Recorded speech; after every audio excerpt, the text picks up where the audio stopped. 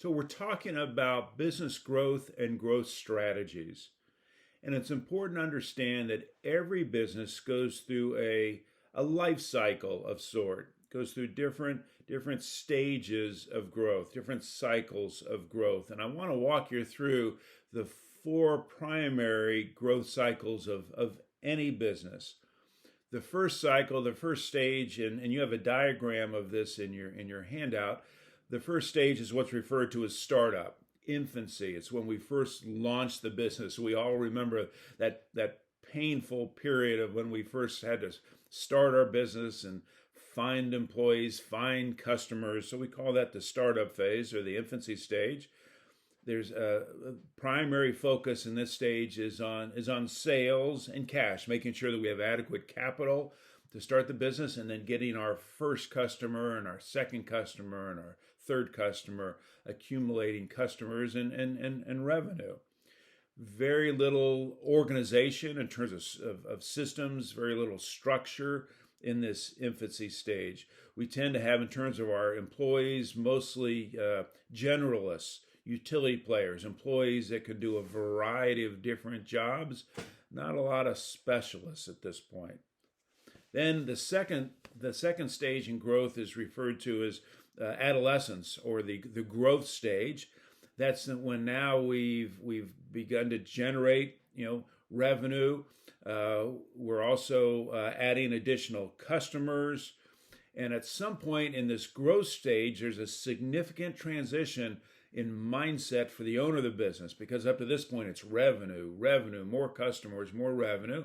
And at some point in this growth stage, the owner begins to think about profit. How do we start making money? Okay, we're adding revenue.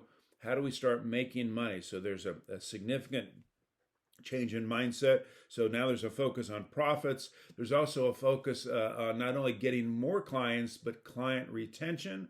Same thing in terms of employees. We've been adding talent, adding employees. Now we're focusing on retaining those employees. We have fewer generalists in terms of our employees, utility players. We begin to add more specialists, people who can do just one thing, but do that one thing really well. We're also looking to add additional products and looking at go into new markets in this growth stage as well. The third stage, the third cycle in the life cycle of businesses, is referred to as prime, also referred to as the maturity stage. Now our revenue has begun to flatten out a little bit. We're profitable. Revenue is flattened out and not as much growth. And our focus here is on sustainability. How do we sustain this business? How do we continue to maybe add more clients, go into new markets, grow cash, make sure we continue to be profitable, and try to avoid what we know is the fourth stage, which is decline. We're trying to avoid that, the maturity stage.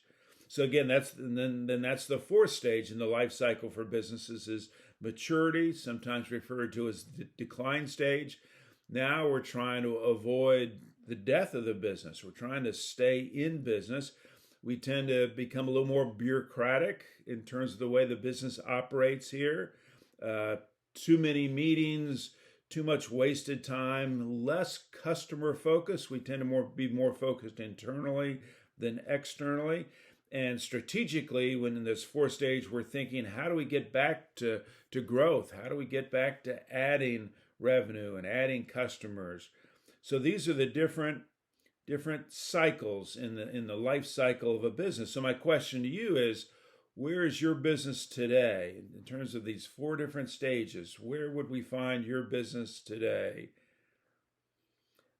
There was also an interesting article in Harvard Business Review that I saw a couple years ago, and it suggests as we think about these different stages of growth, that there are a different way of looking at it. There are two different stages of growth: evolution and revolution.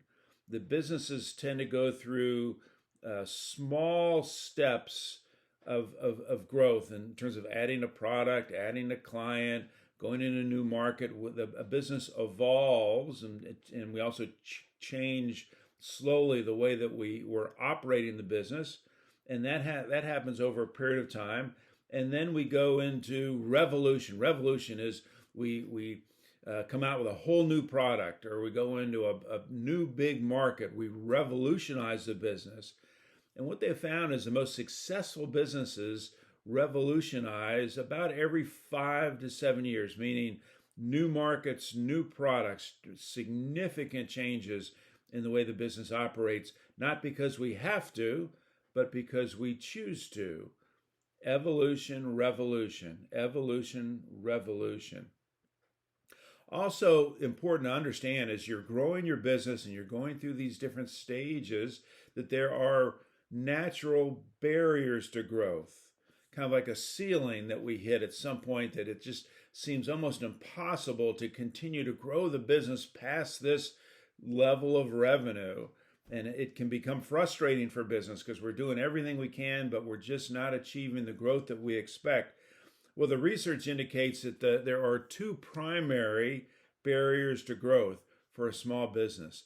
The first one happens at about $1 million in annual revenue. Company gets to about $1 million in annual revenue, and we find that the business growth begins to decelerate, maybe even come to a stop. And the primary reason for that barrier, based on research, it's a leadership issue. And specifically, it's a delegation issue, because up to this point, the owner or owners are doing most of the heavy lifting in terms of the management of the business. The owner is the CFO, is the CMO, the COO, also taking out the garbage at night, is doing everything, because that's what we have to do when we start a business oftentimes. But for the business to continue to grow and thrive, the business owner, the operator, has to be willing to let go, has to be willing to delegate, to hire a salesperson for the first time, to bring in maybe a part-time chief financial officer, and then that moves at some point to a full-time chief financial officer who's responsible for all of the financial responsibilities of the business. The business owner has to be willing to delegate. And if we're successful with that, we move through that $1 million barrier, and then we continue growing the business. And the second barrier tends to show up later at about $10 million in revenue. So we've gone from $1 million to now $10 million in revenue. And again, we hit this ceiling of sort where we just can't seem to get past that level of revenue. What could possibly be going on there? What causes that barrier? And again, research suggests that at that point it's a design issue, because up to that point we've not had to institute a lot of design into the business in terms of policies, procedures, systems. We're kind of operating the business like we did when we were at $1 million, and now we're at $10 million in revenue, and we've got all sorts of issues that are causing the business growth to stall. Bottlenecks, sometimes we refer to as bottlenecks. And so what's the answer? At that point, we need to begin creating more systems, more design into our business. We need to have an operations manual that says, okay, on Mondays we do this, and on Fridays we do this, and this department's responsible for this.